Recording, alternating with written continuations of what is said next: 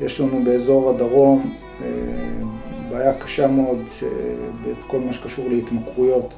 אין כפר כזה באזור הדרום. למעשה אין מענה, לכן הרשות למלחמה בסמים לחצה להקים פרויקט באזור הנגב. היום אנחנו לצערנו רואים מספרים גדולים והם לא מזעזעים אותנו. אבל לא לשכוח שכל מספר הוא אדם, וכל אדם הוא עולם ומלואו. ובעולם שהוא הורס, הוא הורס הרבה מאוד אנשים קרובים דווקא לגיבו ולסביבתו. ולכן, כל פעם שהמרכז הזה יציל ילד, מבוגר, הוא צריך לדעת שהוא מציל משפחה ועולם מלא.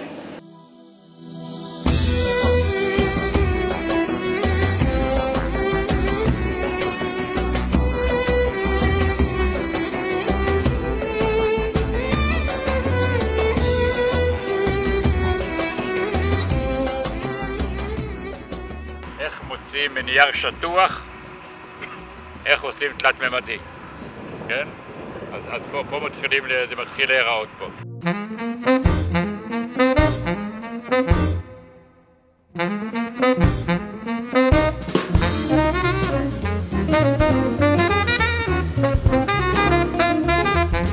כל העבודות כאן בכפר התחילו בסביבות שנת 2000, שהם נעשו, אם אפשר להגיד לך, טיפין.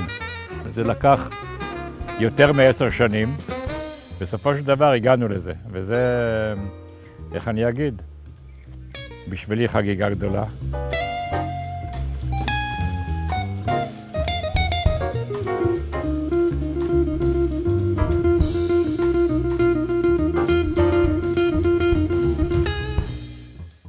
שואלים אותי, מה מביא אותך להקים פרויקט כזה? אני אומר בצורה ברורה.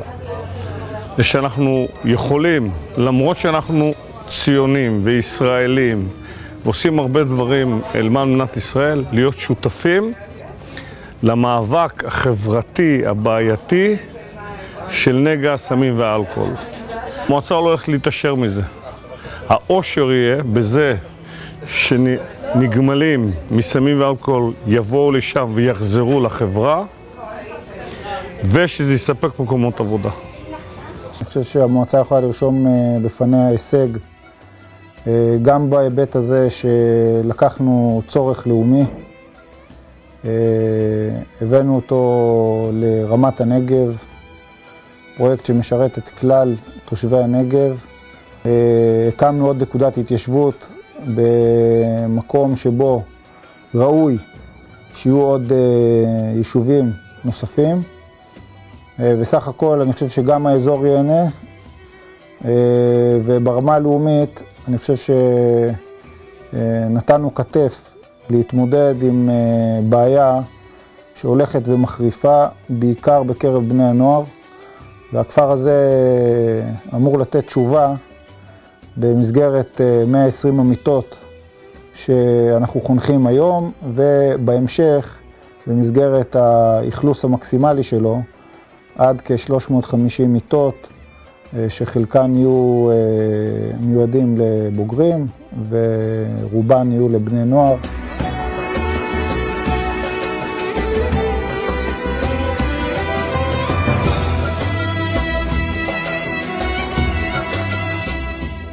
אנחנו מדברים על מקום שהוא מאוד מכבד את האנשים שנמצאים בו, מאוד מאפשר.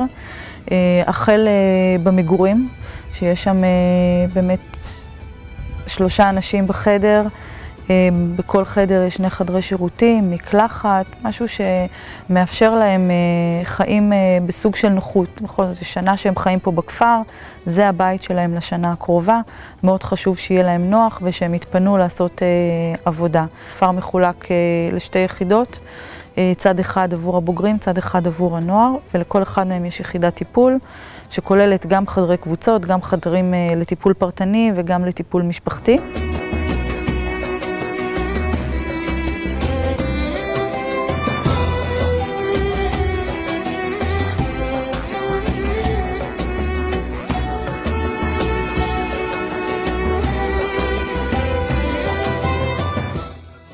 התמכרויות זאת בעיה, ובבעיה כזאת חובתנו להתמודד איתה.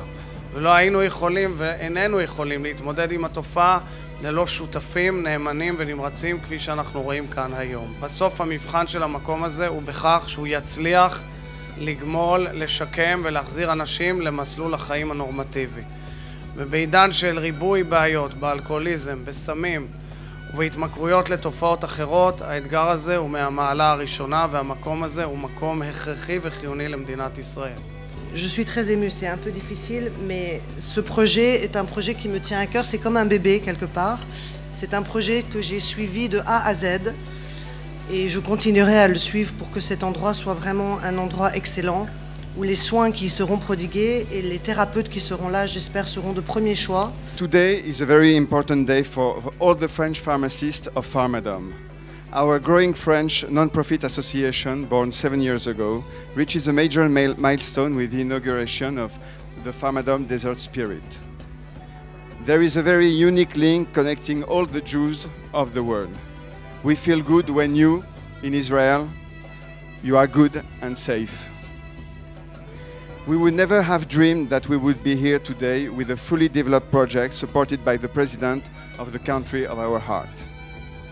We hope that this village will bring a lot of happiness and success in helping young people recover from drug abuse. Building this wonderful infrastructure allows us to humbly bring our solidarity and fraternity to the development of Israel. יש לנו משורר צעיר, יוצא מן הכלל, ששמו שמעון הדב. לפני זמן לא רב, אחותו נפטרה. הוא כתב שיר לזכרה, ואני אגיד רק משפט אחד מהשיר הזה.